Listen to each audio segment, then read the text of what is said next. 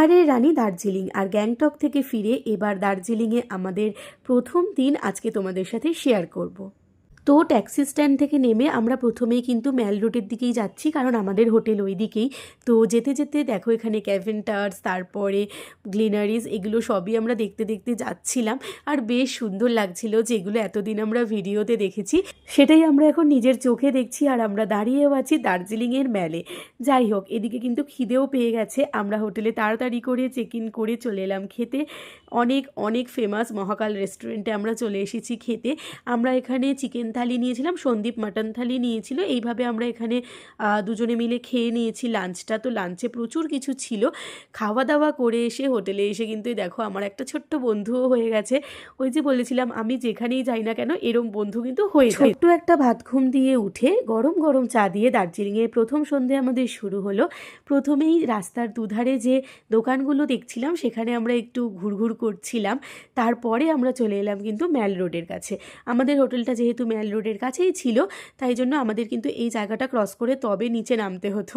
এখানে সন্দীপ দেখাচ্ছে যে ওর মুখ দিয়ে কত ধোঁয়া বেরোচ্ছে, ওটা দেখে খুব আনন্দ পাচ্ছে আর আমিও আনন্দ পাচ্ছি। সেদিনকে যেহেতু একটু মেঘলা মেঘলা করছিল, সেহেতু মেঘগুলো কিন্তু একদম মুখের সামনে চলে এসেছিল। দেখো সামনে দেখতে পাবে ওই যে ধোঁয়া ধোঁয়া মতো সামনে জমাট বেঁধে আছে, ওগুলো সবই মেঘ। আর মেঘ এতটাই ছিল আমাদের মুখ চোখ সব কেমন যেন ভিজে ভিজে মতো লাগছিল, মনে হচ্ছিল যেন আমরা পুরোই ভিজে যাচ্ছি এই রকম। কিন্তু এটা যে মেঘের জন্য হচ্ছিল এই এক্সপিরিয়েন্সটা তো প্রথম, তাই প্রথমে তো বুঝতেই পারিনি। আমরা তো একটু আনন্দে নাচানাচি করে নিলাম ম্যাল রোডের ওপরে, এত মেঘ দেখে আমাদের খুব আনন্দ হচ্ছিল। আর তারপরে খেয়ে নিলাম হচ্ছে গরম গরম মোমো। দার্জিলিংয়ে আসবো মোমো খাবো না সেটা তো হতেই পারে না, পাহাড়ের মোমো আলাদাই টেস্ট। আর মোমোর পাশাপাশি যেটা বলতে হয় সেটা হচ্ছে এখানকার বেকারি আইটেম। এখানকার বেকারির সমস্ত কিছু আমার ভীষণ ভালো লেগেছে।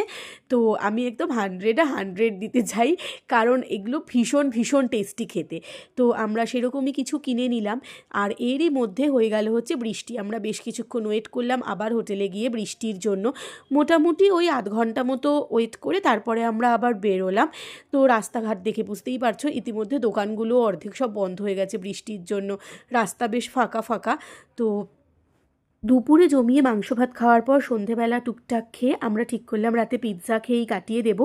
এরই মধ্যে ঘটলো একটা ঘটনা। আমাদের দার্জিলিংয়ে এসে নতুন একটা এক্সপিরিয়েন্স হচ্ছে। পুরো অন্ধকার, জানি কিছু দেখা যাচ্ছে না, জাস্ট আওয়াজটা শুনে বুঝতে পারছো যে প্রচণ্ড বৃষ্টি হচ্ছে, মেঘ ডাকছে। তো এরকম প্রচণ্ডই বৃষ্টি হচ্ছে। আর